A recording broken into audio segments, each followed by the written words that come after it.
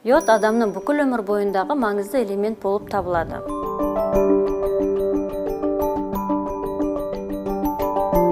Сәлеметсіздер ме? Менің аты жөнім Бұйынбаева Маржан, мен педиатр дәрігерімін. Йод шарананың жатыр ішіндегі дамуына, содан соң бала туылғаннан кейінгі даму процесіне қатысады.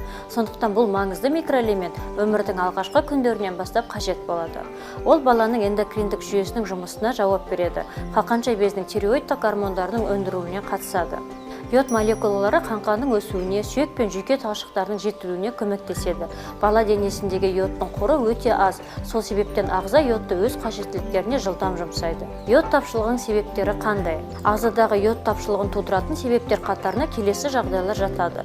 Жүктілік пен емшекпен емізу уақыты. Бұл кезеңде йод қатты шығындалады. Себебі ол ананың ағзасындағы, сонымен қатар өсіп келе жатқан баланың қажеттіліктерінде өтейді. Балалар жасы. Қалқанша безінің гормондары физикалық даму кезеңінде үлкен мәнге ие болады. Су мен топырақта йод тапшы болатын аймақтарда өмір сүру. Оған Қазақстанның көптеген қалалары да кіреді. Мұндай жағдайда не істеу керек? Йод бала ағзасына тамақ арқылы түседі. Алайда дәрумендер мен минералдарға қарағанда тамақ өнімдерінде аздау кездеседі. Йод тапшылығының орнын толтыру үшін йодтың қайнар көзі болып табылатын дорамарин дәрумендік кешенін қабылдауға кеңес беремін. Оның құрамындағы йод қанның тазаруына ықпал етеді. Ағзаға вирустар мен бактериялардың еніп кетуіне кедергі болады, иммунитетті көтереді, бала ағзасының қалыпты өсуі мен дамуына көмектеседі. Егер сұрақтарыңыз болса, пікірге қалдырыңыздар. Міндетті түрде жауап беремін. Келесі кездескенше.